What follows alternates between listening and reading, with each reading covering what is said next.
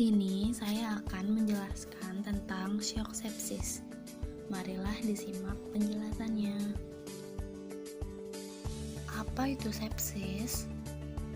Sepsis adalah komplikasi berbahaya akibat infeksi. Pada saat terjadi infeksi, sistem kekebalan tubuh akan aktif untuk melawan penyebab infeksi. Sepsis muncul ketika sistem kekebalan tubuh ini melawan infeksi secara tidak terkendali. Komplikasi infeksi tersebut dapat menimbulkan tekanan darah turun drastis serta kerusakan pada banyak organ. Sepsis disebabkan oleh respons sistem kekebalan tubuh yang tidak terkendali terhadap infeksi. Ketika terjadi infeksi, kekebalan tubuh akan melepas zat kimia ke aliran darah untuk melawan penyebab infeksi. Reaksi ini menimbulkan peradangan di tempat yang mengalami infeksi. Sedangkan pada sepsis, zat kimia dilepaskan secara tidak terkendali sehingga memicu peradangan di seluruh tubuh. Sepsis dapat disebabkan oleh berbagai macam infeksi, baik yang disebabkan oleh bakteri, virus, ataupun jamur.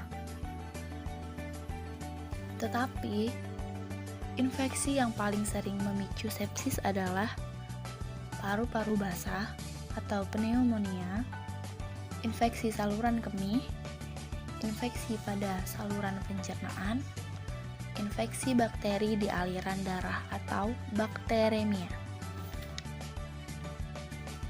Sepsis merupakan akhir suatu proses kompleks yang diawali oleh infeksi. Respon awal host adalah dengan mobilisasi sel-sel inflamatori ke tempat infeksi, terutama neutrofil dan makrofag. Sel-sel inflamatori ini kemudian melepaskan sitokin yang memicu kaskade mediator inflamasi lainnya. Jika mediator tersebut tidak terregulasi dengan baik, terjadilah sepsis. Bersamaan dengan pelepasan antitoksin, terjadi respon inflamatori persisten dengan aktivasi mediator, injuri jaringan, shock, gagal multiorgan, dan bahkan kematian. Interaksi ini sangat kompleks dan multifaktorial. Sepsis oleh bakteri gram negatif diakibatkan oleh endotoksin dan komponen lipopoli-sakaridase membran sel bakteri. Fagositosis endotoksin oleh makrofag mengakibatkan pelepasan sitokin untuk melawan infeksi. Produksi sitokin yang berlebihan dapat mengakibatkan sepsis.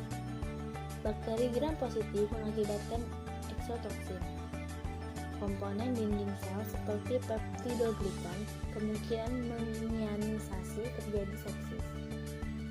Walaupun belum terbukti, sekresi eksotosin, misalnya eksotosin A dari P aeruginosa dan PSS1 dari S. aureus, mengakibatkan respon host melalui reseptor membran sel.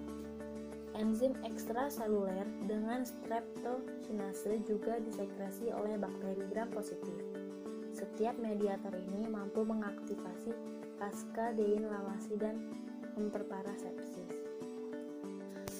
Sepsis yang tidak segera ditangani dan semakin memburuk dapat menurunkan tekanan darah sampai pada level yang berbahaya bagi tubuh. Kondisi ini disebut shock.